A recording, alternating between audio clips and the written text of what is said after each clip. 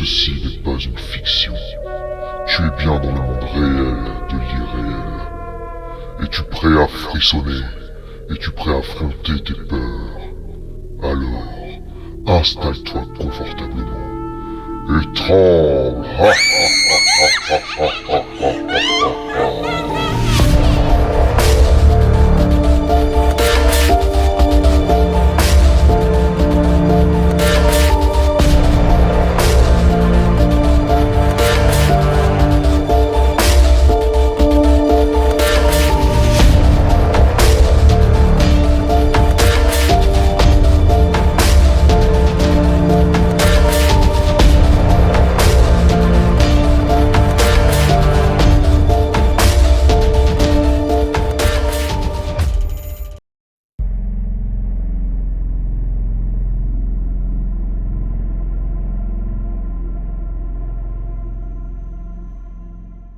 L'histoire que je vais vous raconter se passe il n'y a pas si longtemps.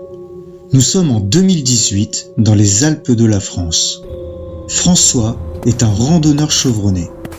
Réserver une semaine de vacances dans les Alpes tout seul est pour lui le meilleur programme envisageable. Au milieu de cette semaine de l'été 2018, François a prévu une grosse journée de marche, peut-être trop grosse. Épuisé, il réalise que le soleil commence à descendre doucement vers l'horizon. Il décide de faire demi-tour à la moitié de son parcours. Il accélère le pas en espérant arriver jusqu'à sa voiture avant le coucher du soleil. Malgré son allure de plus en plus soutenue, François se retrouve rapidement en pleine nuit alors qu'il est loin d'être arrivé. Et pour ne rien arranger, il ne reconnaît pas le chemin qu'il a pris au début. Il continue de marcher mais ne retrouve toujours pas son chemin.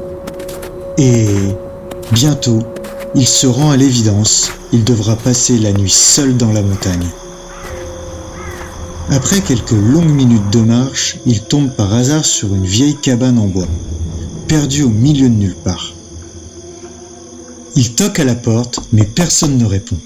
Il fait le tour, tente de regarder à travers les vitres poussiéreuses. Personne. Il décide alors de rentrer et trouve au milieu de cette petite bicoque carrée un lit pour une personne.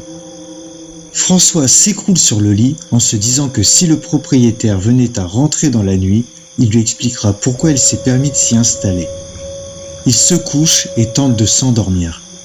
Mais les bruits de la forêt et la solitude l'empêchent de s'endormir facilement. Il regarde autour de lui et voit qu'il y a plusieurs tableaux sur les murs de la cabane.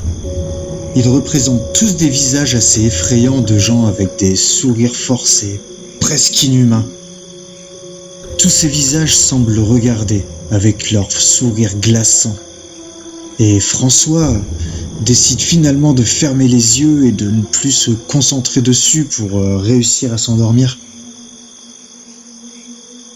Le lendemain matin, François se réveille dans la cabane, un peu étourdi. Il réalise avec effroi qu'il n'y a aucun tableau sur les murs, mais seulement plusieurs fenêtres. Mais qui étaient ces visages effrayants qu'il observait? Et toi, dormirais-tu dans une cabane abandonnée au milieu de la forêt?